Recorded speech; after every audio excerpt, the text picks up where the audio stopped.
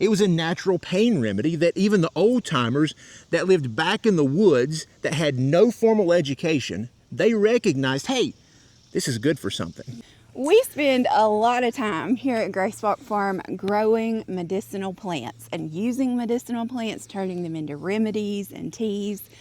But today we're doing something a little bit different. Today we are planting a new tree on our farm, and it is a medicinal tree.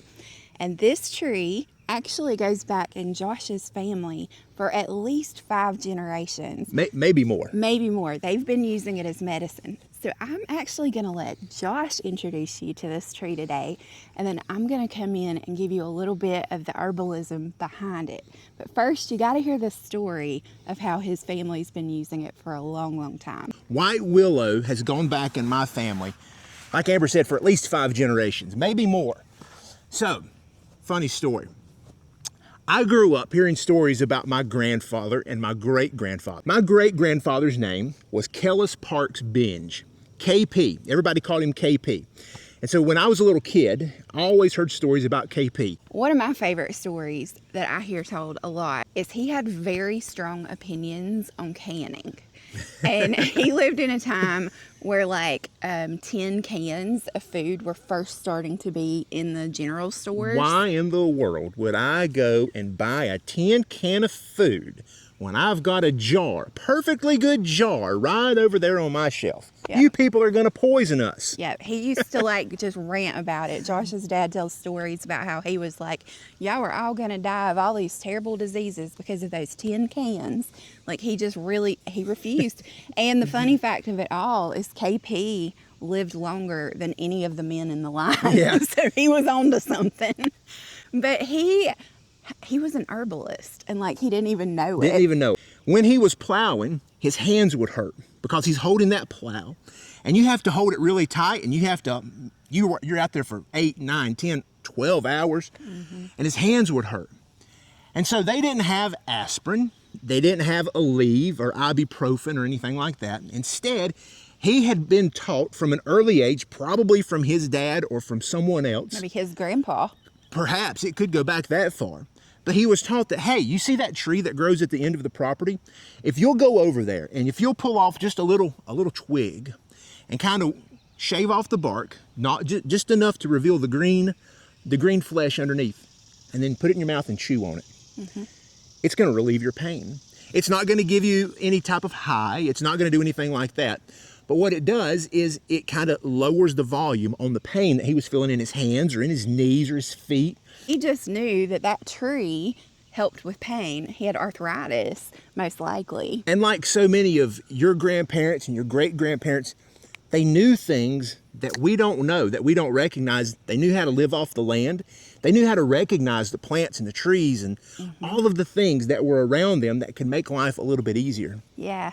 So white willow for me is one that I actually was introduced to years ago when I was in the middle of battling Lyme disease. And I was first researching like natural remedies and things I could try for pain because I refused to go on opioids. I just would not do it.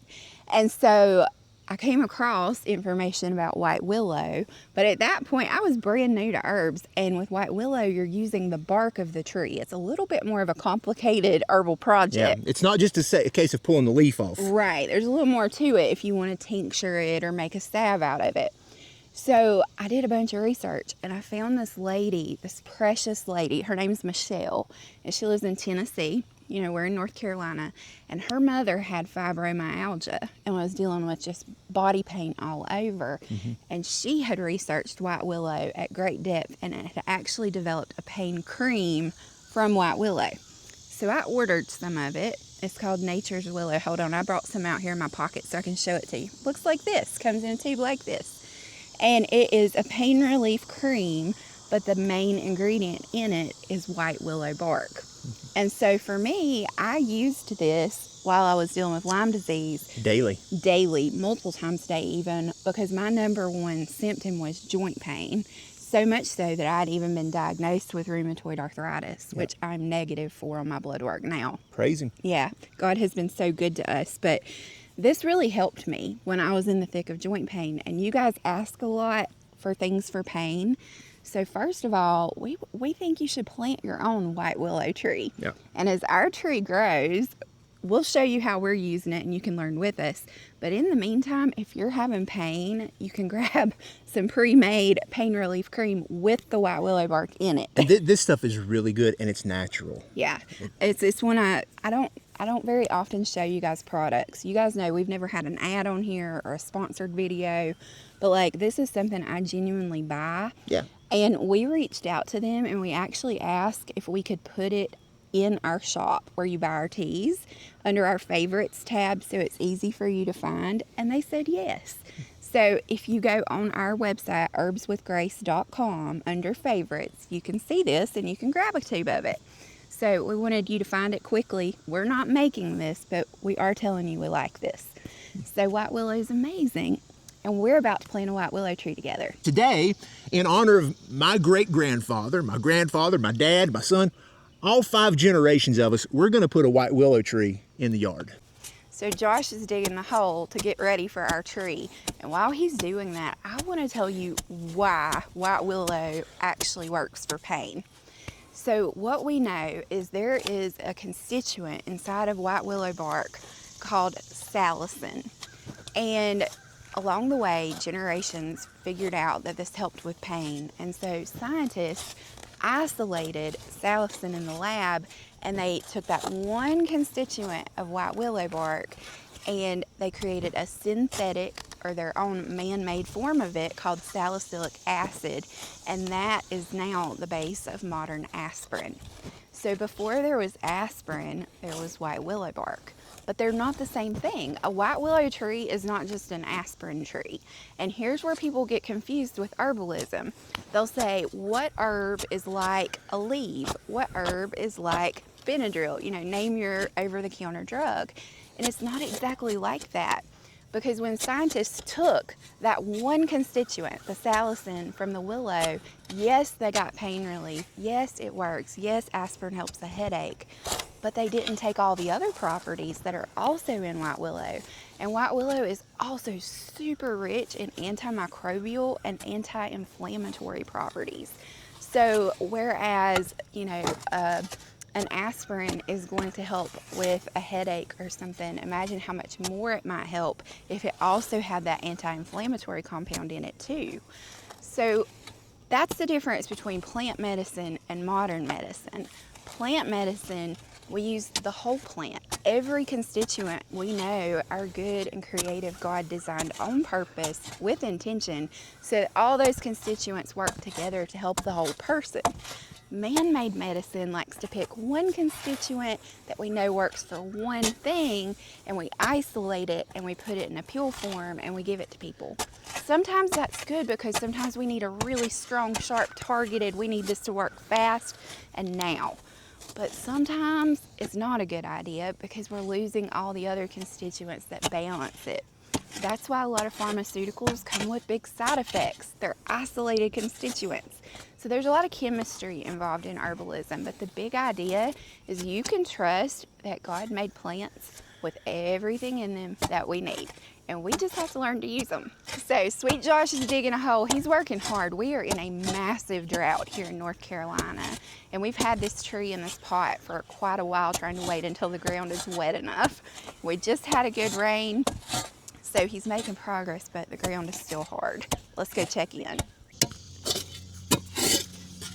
So as you can see, our soil is just really, really dry. Even after we got a good rain, we are in such a drought. You want your hole to be a little bit deeper than the pot that the tree came in and twice as wide. So you want to give it room so those roots can kind of expand and grow as they set in. Here's a controversial opinion when you're digging holes for your trees. First of all, if you can do it mechanically, good on you, because this is hard. Number 2, fruit trees, in my opinion, do better when you have a square hole versus a circular hole. Now, I've never planted a willow tree, so I don't know if it's going to do better in a circle hole or not. We'll find out because that's what I'm digging. The reason for a fruit tree that you dig a square hole is because the roots tend to get bound in the pot and they go in a circle. And so if you put the tree in a circle hole, a lot of times the roots will grow in a circle. They don't go out as easily as often. Whereas if you have a square hole, those roots go out and they hit a corner, they're forced to go into the dirt. There's really no scientific research behind that. There's been a little bit of conversation about it. If you look it up online, you'll find somebody that says you're crazy for doing it. You'll find another person that says this is the greatest thing since sliced bread.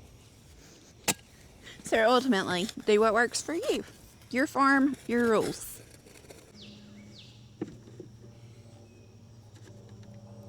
So I was telling you a story about my great-grandfather, KP. So KP had about a 5th grade education.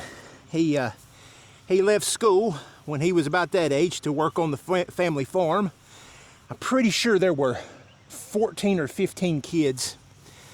And so my great-granddaddy couldn't read. He couldn't write.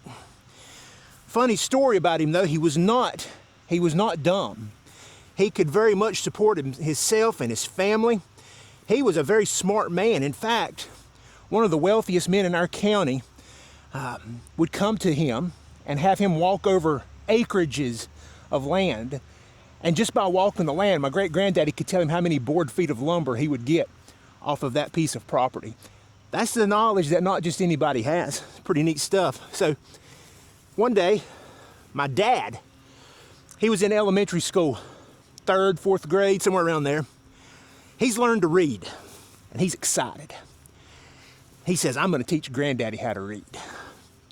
So he goes and he finds his granddaddy, and he sits down with him. He says, Granddaddy, I'm going to teach you how to read. His granddaddy said, boy, I don't need you to teach me how to read. I just need you to sit here and read me this Bible.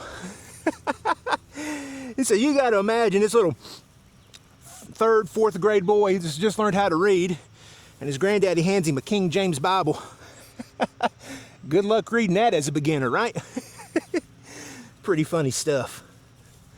We got some big chunky rocks here we're not going to put back in because that's not healthy for our tree. It's not really providing any benefit.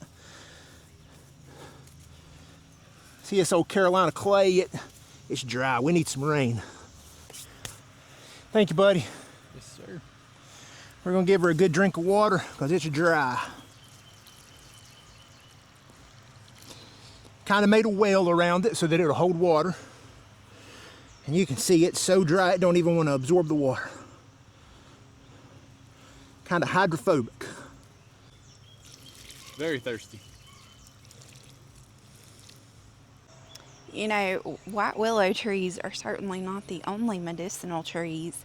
And while it's good to add different medicinal trees to your property, if you can, it's also good to understand the trees that are already growing on your property. A lot of really common trees have medicinal uses.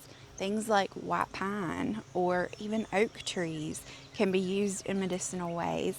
So just know, everything God created has a purpose. And the next time you're on a walk in the woods or you're at the plant nursery and you're looking at trees, don't just look at trees for their beauty factor, but consider their medicinal factor too. And as always, thanks for hanging out with us today at Grace Walk Farm. Come back next time because in our next video, I'm going to actually introduce you to a whole nother tree. And the next tree I'm going to show you is my son Walker's favorite, and he's going to tell you why this medicinal tree is one that he actually uses daily for his own health. So we'll tell you about that next week. So just a friendly reminder, plants are medicine, and that includes the trees. And if you don't have access to a willow tree that's ready to use and you're feeling pain and you're dealing with chronic joint problems or fibromyalgia or one of the many, many reasons that people have pain problems all the time, get some willow cream. If you don't have a white willow tree yet to make your own, just order a tube. They also make a bug bite relief cream that I've used and liked, and they also even make pain patches. So look up Nature's Willow. Shout out to them. This video is not sponsored by them in any way. It's just a company that I love and use, and I thought you'd want to know about them too. So check them out in our shop, herbswithgrace.com. And if you're looking for a tea to also support the body with pain, my favorite tea for pain is called Gentle Cleanse. And I call it Gentle Cleanse because it very gently washes away the pain and inflammation. So drink some Gentle Cleanse, use some white willow bark, and feel better, friend. And I'll see you next week for another lesson on herbs and all the incredible ways that God provides for us. I'm so glad every single cell in my body is happy and well. I said, I'm so glad that every single cell in my body is happy and well.